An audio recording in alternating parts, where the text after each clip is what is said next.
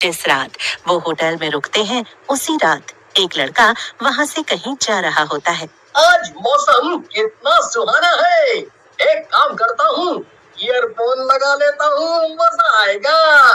तभी उसका पैर एक पत्थर से टकरा जाता है। ओह, आज तो गिरने से बच गया। तभी वहाँ एक और लड़का जा रहा होता है। वो भी उस पत्थर से टकराकर गिरने ही वाला होता है कि तभी प्रवेश उसको पकड़ लेता है। भाई साहब, आराम से, यहाँ से मैं भी गिरने वाला था। जब वो लड़का अपना मुंह ऊपर करता है तो वो एक भूत होता है और वो उस पर हमला कर देता है। मनीषा, तुमने सुना क्या? कोई तो चिल्लाया। होगा कोई, सो जाओ, कल घर देखने जाना है। मनीषा, बस कुछ दिन किसी भी सस्ते घर में रह ले क्या? उसके बाद जब सैलरी आएगी तो किसी ढंग की जगह शिफ्ट कर लेंगे। हाँ, एक आध महीने में क्या ही हो जाएगा, तब तक कुछ पैसे भी बच जाएंगे। अगली सुबह राहुल और मनीषा अपना किराए का घर ढूंढने निकल पड़ते हैं। तभी उन्हें एक आदमी दिखाई देता है जिसका नाम भूषण होता है। जी, क्या आप हमारी थोड़ी मदद कर सकते हैं? हम इस शहर में नए हैं और हमें एक घर चाहिए। बस 1-2 महीने के लिए, किराया थोड़ा सस्ता हो बस। जी साहब जी, घर तो देखो, मैं आप लोगों को दिखाई देता हूँ, पर क्या? बस 1-2 महीने की ही बात है। पर फिर आप मुझे मत बोलिएगा। समझ सकता हूँ, घर की स्थिति सही नहीं है, इसीलिए बोल रहे हो ना? लेकिन भूषण कुछ नहीं बोलता और वो उन्हें एक फ्लैट में लेकर जाता है। फ्लैट बहुत ही सुंदर होता है।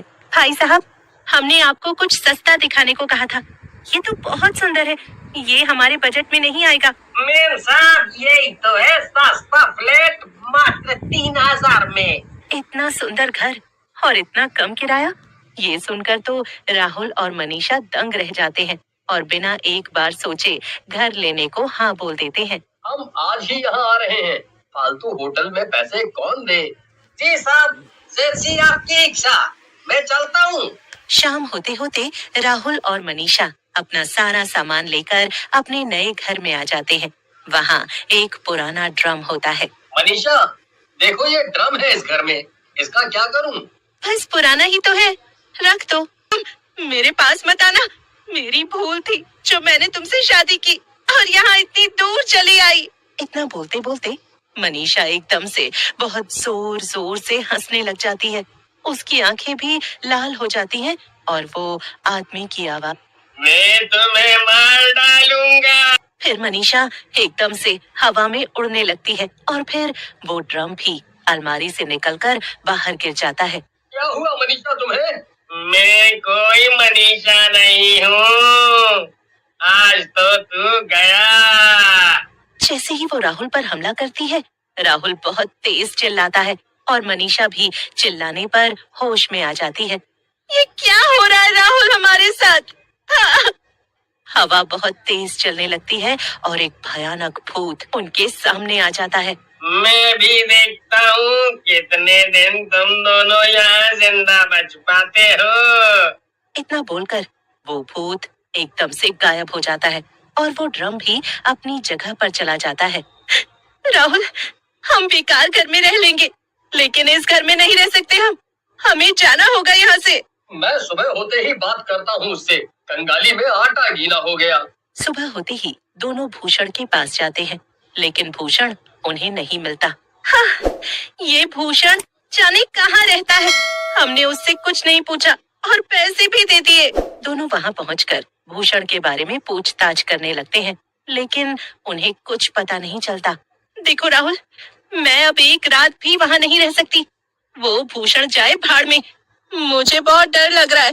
हम अपना सामान लेते हैं और चलते हैं आज ही। लेकिन मनीषा, भूषण को क्या हम एक दिन के 3,000 दे दें? अभी वैसे ही पैसे नहीं हैं।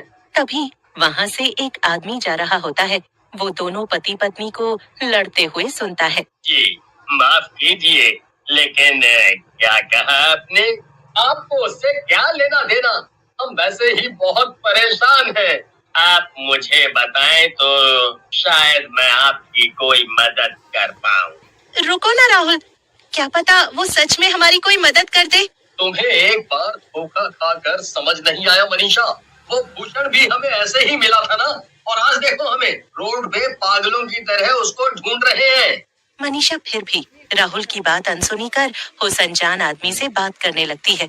जी, हम अपने मकान मालिक को ढूंढ रहे हैं। जी अच्छा, क्या नाम बताया आपने उनका? वो सुंदर घर वाला भूषण। आप भी उसके झांसे में आ ही गए ना। मतलब आज तक जो उस घर में गया है कभी वापस नहीं आ पाया, और भूषण तो 8 साल पहले ही मर चुका है सर। ये बात सुनकर दोनों दंग रह जाते हैं और चुपचाप अपने घर चले जाते हैं। लेकिन उनको अभी भी डर सता रहा होता है। कुछ तो होगा जिससे हमें इस भूत से छुटकारा मिले।